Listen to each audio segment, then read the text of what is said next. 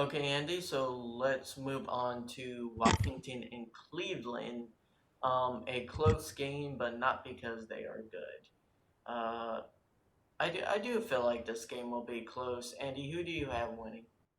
I mean, I have Cleveland winning. I think Cleveland is leaps and bounds better talent wise than Washington. I like Washington. I like Ron Rivera better. I think Washington's got a better coaching staff, but their team isn't there yet. They got one win against the Eagles team that's been injured and looked awful. So they're not getting many points there. And the Browns showed last week that against a team that's average at best, they should be able to take care of business. So they should get the win here. Not saying I could see them very easily losing this game, but I still have the Browns winning. Yeah, I'm the exact same as you. I'm picking Cleveland, but I would not be shocked if I saw Washington beating them by like 20. Like, that's one of those games where I have no faith in either of these franchises. Yeah, but let's move on to the team that Cleveland actually beat last week. The Bengals go up against the awful looking Eagles. This is a very interesting game. I know this is one of the tougher ones I had to choose between. So, Ashton, I'm going to let you start. Who do you got? I'm still in an abusive relationship with the Bengals because they keep on treating me wrong every week, and I'll go with them again. Uh, I like Joe Burrow. I think he has a lot of talent, and I think he is doing great for a rookie on a team that is subpar, at least offensively. And defensively, they're very young, but very just inexperienced and not well coached on the defensive side. But Philly just looked it's a mess. It's a mess in Philly, and it's starting to didn't just it's starting to fall apart for that team. Because when you have your coach starting to like say that your QB is regressing, that's not good. You don't. That's not good for the locker room. That's not good for his staff. I mean, I heard someone say that the Eagles look like the most like de-energized team out there. Like they don't have any will to win, and I see the same thing. Like at least with this Bengals team, it looks like they want to win, and I can't say the same about Philly. And The problem with the Bengals, it was never about they were always going to be fun to watch. I think you said that the offense was the problem. I disagree. I think their offense is the strength. I think they have a bad offensive line, but their passing game is one of the strongest in the league, honestly, because of the weapons they have. They have Tyler Boyd. They have AJ Green. They had CJ Uzama, but he's hurt now for the year. He's out for the year. They're tight end, so that might dim it a little bit. I still like Joe Mixon, even though he didn't do much last week against Cleveland. And Joe Burrow is looking really, really good. Even though he lost in Cleveland, he threw over 300 yards. He looked good. It's tough. I could see this game going either way, but I just gotta believe that Philadelphia has to figure something out. They can't look this bad all year. I could be wrong. I have Philly in this game. I think that maybe finally they can turn around. This is the team they got to beat to turn it around, though. You already had a loss against Washington. You can't lose another game against a team you should be able to beat. If they lose to Cincinnati, you can officially say this. Maybe you can officially give up on this team for the year. The NFC East continues to look so bad. I don't know what's wrong with that division, but they need to figure it out. They need to figure out this week. I think they can win this game, but I would not be surprised if Joe Burrow leads the Cincinnati Bengals team to a victory over the Eagles. But let's move on to a team that didn't perform well last week, but still got the win. The Tennessee Titans against a team that has looked really bad, the Minnesota Vikings. Week so one, they had the offensive clicking against the Packers, but in the last week they only scored 11 points against a Colts team. Ashton, who you picking? talk about not performing well in week two. Like Minnesota was probably the worst performance of any team. It was just, geez, that's sad. Getting a 16 QBR, like I'm not a big QBR person, but honestly, Kirk Cousins looked trash. Um, Especially against a mediocre, average team. I'll give Colts average. It just Colts didn't win that game at all. Minnesota just completely just gave up and sold it. They're like wrapped up a free win and gave it on a silver platter. They didn't try. So I definitely have Tennessee winning this. Like this should be a gimme game for Tennessee. I'm not going to give it so much to say a give me game. I do have Tennessee winning. I think it's going to be close. Tennessee's defense did not perform like it should have against a Jacksonville team that, even though they're performing good, still doesn't have that many weapons on the offensive side of the ball, really and truly. I think the Colts, like you said, got a gimme game against the Vikings. Kirk Cousins looks unbelievable. Sorry, the Minnesota Vikings looks unbelievably bad, and they gave a game to the Colts. I mean, Kirk Cousins. Me and you our last video predicting week 2. We're saying how Kirk Cousins could not lead this team to the playoffs. Now it looks like Kirk Cousins can't even lead this team to a 500 victory, 500 record on the year. He looks that bad. The defense is nowhere to be found at all. They look like a shell of what they used to be. Injuries are piling up. They're getting, I think, Hunter back next week, so that should help. But man, that offense looks awful. Losing Stephon Diggs should not have that much of a problem against this offense. But if you can only score 11 against the Colts, you're not going to be able to beat any better team than the Colts. And Tennessee Titans are better, I believe, than the Colts. So Tennessee gets a good win on the road against Minnesota. Let's move on to another NFC game, AFC game. Carolina Panthers and the Los Angeles Chargers in LA. I will start actually with this one. I like the Panthers offense, but without Christian McCaffrey, you can go ahead and toss this one in the L category. Chargers defense looked good. They looked really good against the Chiefs. They kind of let the game go at the end, but it's hard to stop Patrick Mahomes for 4 quarters. You can look at Houston last year in the playoffs and ask them how it went down. But I think the Panthers are just a dumpster fire without McCaffrey, and the Chargers get another win. Yeah, it's a typical Chargers game. As someone, I would say the second team I watch the most is the Chargers because I am from LA. So they're not my favorite team by any means, but I mean it's typical Chargers. Like last year, they lost like 7 games by 3 points or something. It's just they always love to have close games and not win them. And to me, it's like for Carolina losing McCaffrey, he was literally your offense. He was like 80% of what your offense was.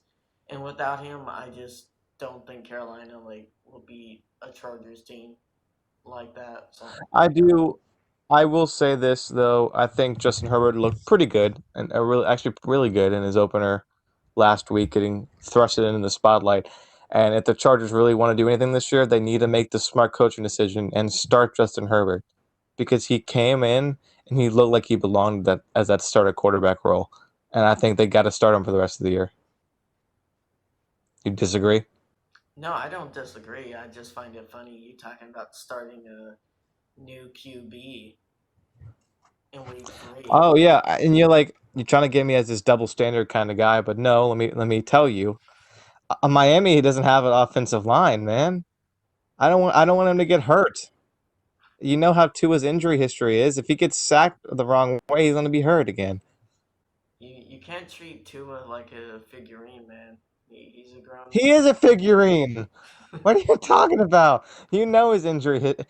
If he was like Joe Burrow, who had virtually no injuries throughout his whole college career, fine, start him. I don't care. You let him get like Andrew Luck and retire early. But Tua has potential to be really good, but you cannot throw him in a situation in Miami where he's instantly going to be hit 4 to 8 times a game, if not more. man. But let's move on with predictions, Ashton, Mr. Double Standard guy over there. With the Tampa Bay Buccaneers coming off a victory, taking on Denver, I think it's a pretty easy one to pick. Tampa Bay is going to win. Denver still has a pretty young quarterback, offense that keeps getting hurt, which is going to really be a problem against a running Tampa Bay's running defense, which is one of the best in the league, if not the best. People don't want to talk about that, but offensive side, they should be good as ever. They should get an easy win against Denver. Yeah, if Drew Lock was there, it would have been a 7 to 10 point victory, but now I think it might be 14, maybe a little bit more. Yeah, Tampa Bay gets this win. Chicago Bears undefeated against the blowing of leads Atlanta Falcons. Something happened, and he hold is down, kick is up, and it is good! Somehow, some way, the Cowboys have won it. I'm sorry, Atlanta fans. You're never gonna live that down. How do you blow a 20-point lead? How? Twice. Like, oh my gosh. Just like jump on the ball. Did you watch the replay of that onside Oh, I kick? did. It's like I did 500 watch that. Falcon players just like, oh look, there's the ball we should be jumping on, just like staring at it.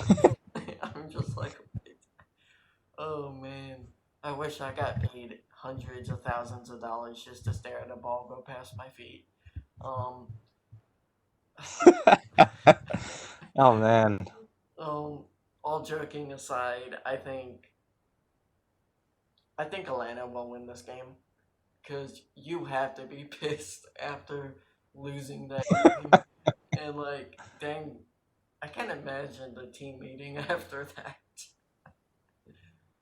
Um, If plus if Chicago's a mess. if Quinn wants his job, Atlanta will win this game.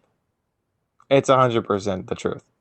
If Chicago wins and goes 3-0 in the first 3 weeks, you better believe Dan Quinn's going to be fired at the end of the year because you're going to be starting 0-3 with the offense you have, the weapons you have on offense. Atlanta's defense, what is going on? I mean, you had the Cowboys dead to rights, up 20-0, and I could be wrong, but I think it was 28-3 also after that, and you still lose the game. That's over a 20-point lead. It's just insane. And Chicago is not good. They just pick off these teams and they barely beat them.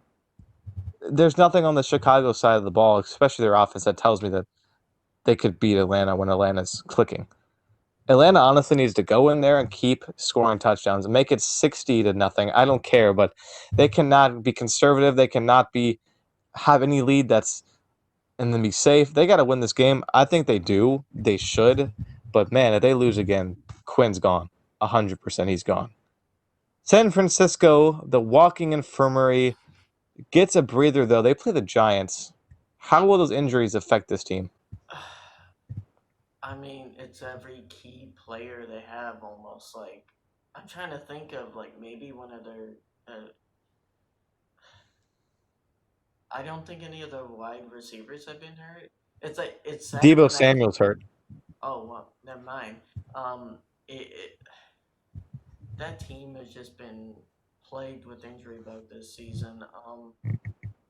This is sad because this game made me think about who will win. Just because if the Giants had Saquon, I probably would have gone with the Giants. But I'll go 49ers just because of the coaching. But I wouldn't be Yeah, surprised if the Giants pull upset. Like everyone would be like, "Oh, no one saw it coming," but this is a very hurt 49ers team and the Giants are hurt too, but just not as much. And they will get one or two or three wins and that has to come from somewhere. Ashton, I disagree 100%. I do not think the Giants are going to win any games now for the year. You lose Saquon Barkley, that's their entire offense. Danny Dimes is bad. I don't like him. Hmm. He's done nothing to prove to me that he can be successful in New York. You lose your only offensive weapon.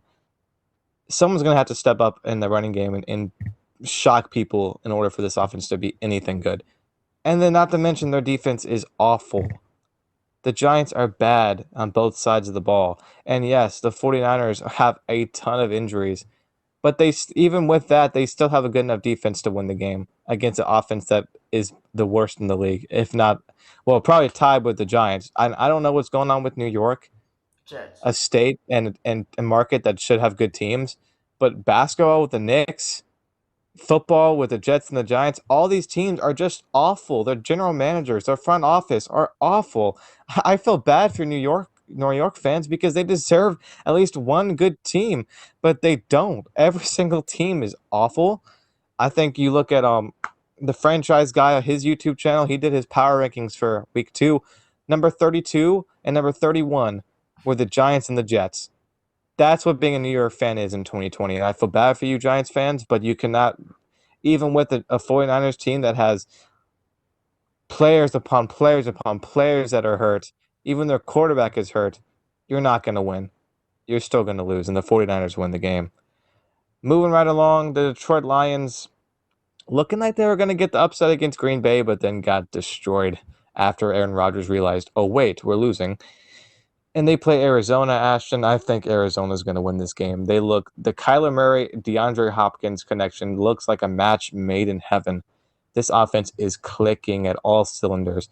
Their defense still has some question marks, but they won't be answered against Detroit, which offense is average at best. Matthew Stafford's good, but he's not elite enough to lead this team against when he doesn't have the weapons that other quarterbacks have. Arizona's going to win. They're going to win by 10 to 18 points. Yeah, I have Arizona winning too. You're gonna have some line skewers because Hopkins is gonna just destroy that secondary. Interesting matchup on next. We have the Cowboys and the Seahawks. The Cowboys do not know who they want to be this year. At least defensively, they're not really there. They look decent against the Rams, but then allow the Falcons to score 39 points. It's weird, but the Seahawks are just going to fly all over them. I love the Seahawks' offense. DK Metcalf and Russell Wilson looks amazing. The running game looks great. The offensive line is good enough to hold, but even if it wasn't, Russell Wilson's so mobile, it didn't matter. The one question on Seattle that, again, won't be really answered with Dallas is that front seven is not the best. I like their secondary, but their front seven is not the best. So I think Ezekiel Elliott will get some yards on the ground, but it will not be enough to beat the Seahawks. After a very good game by the Seahawks against the Patriots, I have them losing to Dallas. I do not like Oh Dallas at my all. gosh. I don't. Oh I don't like man. Dallas. I don't want to hear Dallas Oh. fans after that Falcons win and then beat the Seahawks and think they're the best team in the league because I feel like they'll go down right after that. But to me, Seahawks showed a lot of vulnerability on the defensive side against New England, against a offense I think is average from the Patriots. And the Cowboys have a better offense than the Patriots. I just believe that. And their defense isn't terrible. It isn't great. And I just feel like going after that high of the first two games for Seahawks, um, I think they'll lose this game to Dallas. I feel like Dallas is going to have a bounce back game, even though they won the last one. And Oh man. I just oh I get what you're saying, but the New England's defense is better than the Cowboys. yeah, I And the get that. Seahawks still put up 35 on them. Yeah, but Dallas gave up 39 points to the Falcons. You think the Dallas Seahawks can is not put going to up put more? Dallas can put up points. It'll be a It doesn't shootout. matter. It'll be a Shoot, shootout. fine, shootout. Which quarterback's going to be better, Russell Wilson or Dak Prescott? It's not just about the quarterback. Okay, I can run through every single piece of the puzzle. The only thing the Cowboys have is a better offensive line and Ezekiel Elliott. But I respect your opinion, Ashton. I think you're going to be wrong, and I got the Seahawks. But last game we're going to talk about. This is a very interesting game now after New Orleans up really bad loss to the Raiders. The Green Bay Packers play the Saints this week. Ashton, I'll let you start on this one. I think Green Bay at this moment of the season is clearly the better team, and I think they'll end up winning. It'll be a very close game. I think New Orleans is going to come out with a vengeance after a loss they shouldn't have got and get another one and lose by like 3 points. I see this like a 30-27 victory for the Packers. I see this more as a 10 point to even 17-point victory for the Packers. I think the Packers this year are so leaps and bounds better than last year. Aaron Rodgers is playing with a vengeance. The offensive line looks the best it's been in years. Aaron Jones, oh my gosh, this man is running like a monster, like Forrest Gump in the movie, man. Aaron Jones looks amazing. Their defense isn't great. It's good enough, but I really like Aaron Rodgers to outduel if it comes down to it. Drew Brees with a very hurt offensive side with no, I don't think Michael Thomas is coming back next week. If he does, that's a different story, but no Michael Thomas, I just don't think the Saints have enough under the hood to beat the Packers. But guys, thank you for tuning in to our week 3 predictions. Join us again to see if we're completely wrong or completely right. It's going to be a fun week of action. We are going to live stream the Sunday night game. That's the Packers and the Saints actions, I do believe. So look for that on our YouTube channel. We're going to live stream most of the game, just talk about it, watch it together, watch it with you guys, and it should be a fun time. But guys, stay safe out there. Like, share, and subscribe. It always helps out our channel a ton. And we'll see you guys in the next video.